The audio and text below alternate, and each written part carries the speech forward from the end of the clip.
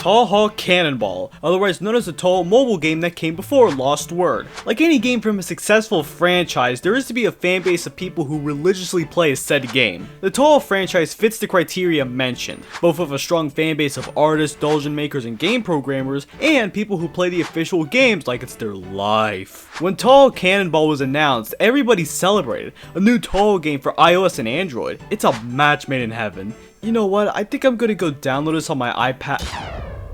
Oh no, that ain't good.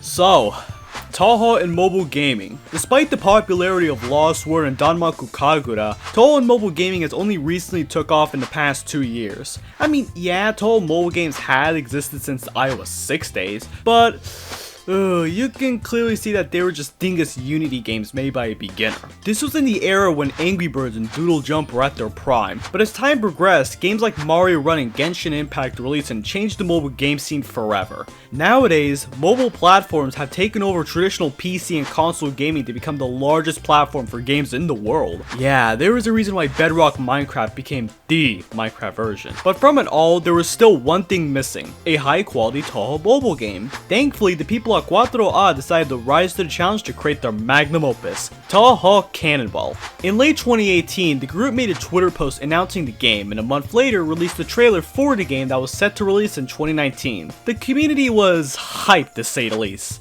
It didn't reveal much, just showing Mystia and Reimu holding some dice, but that was enough to keep the hype. Skipping a year later, it released on the 1st of October 2019 in Japan only, because of course it had to be Japan only, to a warm reception praising the interesting gameplay, the fabulous art, and the beautiful music, but people were rather critical of the gacha game system, which I will get to later. Keep a pin in that for now. But how is the actual gameplay and story? The story is very simple. Reimu and her friends in Gensokyan learn of a new game called Cannonball, and it became a popular craze in the land. There were actual events that had their own story, but it was something like slice of life, kind of like how Lost Word did it. The gameplay is similar to the Mario Party games. You spin a die, move a few spaces, an event happens, and repeat until the person with the most cannonball points at the end of the game wins. There are various gimmicks that make this game stand out though, like talismans giving your character an ability to advance on the board, symbol tiles giving you the ability to place a building, like the Hakure Shrine, to help you gain cannonball points, kinda like properties in Monopoly, and character types where a character has an element strength and weakness based on a beauty of nature,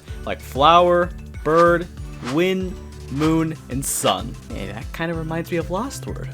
It is a game of strategy, like Mario Party and a mix of Monopoly. Whoever rolls and uses their items best will gain the victory. And with fun gameplay, collabs between the musicians and artists, and a star-studded cast of voice actresses and characters, it was a no-brainer that Cannonball became popular in the Touhou community.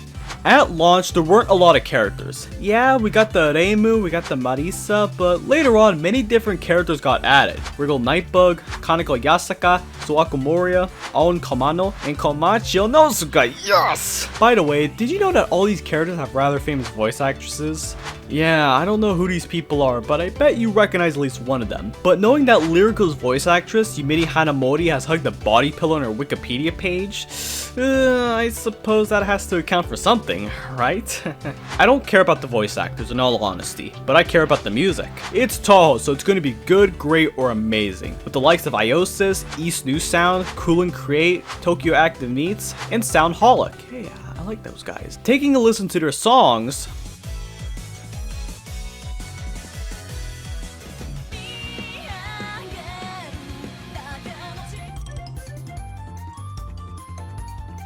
yeah, that shit's nice. With all that accounted for, it sounds like this game was a celebration of the community and their artists. I mean, come on, we got love for Mystia in this game. This game was set to be amazing, and with ways to play against your friends online, why did it fail so quickly? Oh yeah, it's the gacha system. What did it do now?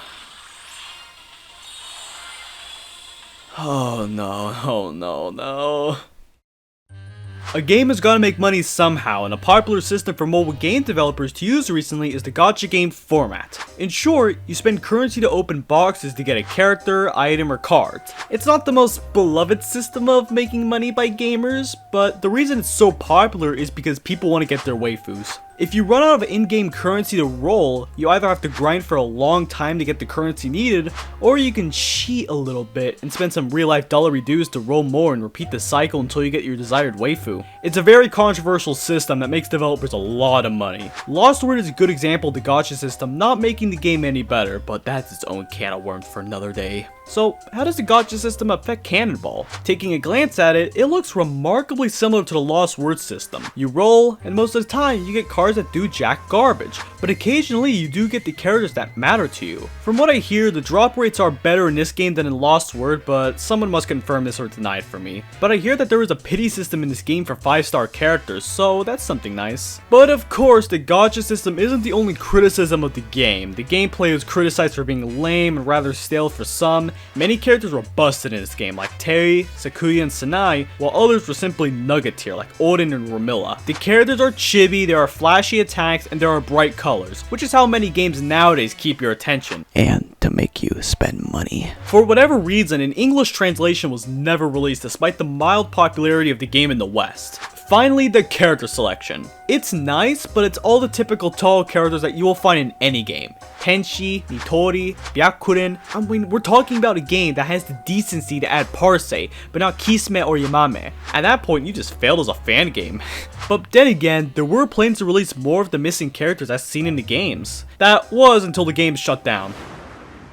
Wait. Shut down? Yeah, that's kind of the thing with gacha games. They're always connected to a server, and when the money printer slows down for the game, the project gets axed. In September 2020, the official website for Cannonball announced that next October, the game will be shut down. There isn't really an explanation as to why the game had to shut down, but theory suggests that, with the gacha system tiring out and pushing people away from the game, a brutal farming system that'll take hours upon hours with little rewards in the end, the game's format being difficult to understand and learn, and of course the rise of Touhou Lost Word. I mean, it isn't exactly cheap to maintain a game with live 2D models, voice actresses, and unique music. Whatever the cause may be for the game shut down, everybody can agree that this game was an interesting experiment on how a Touhou mobile game could work, and for a while, it succeeded. As time moved on though, it became stale and more people saw that it might have been a cash grab, so they left. But there was just so much effort put into this game that it would be foolish to put it all to waste. Before the game shut down, groups of people came together to archive as much of the game's assets as possible,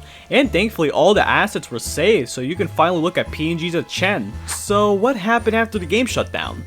Nothing much. The 14th of October 2020 came and went, and as time progressed, it all became a memory of those who played the game. Nowadays, people remember this game fondly as the first Touhou mobile game, a fun experience, and even their first introductions into Touhou. While it did have its flaws, it was fun, and at the end of the day, isn't it all that matters to most people? Unfortunately, the game is no longer playable, but I hope that a tech wizard will somehow figure out a way to bring the game online again so we can enjoy it one last time. And for me, my first time. Anyway, my brothers and sisters, moral of the story, cherish the things you have right now. You never know what's going to come next in life, so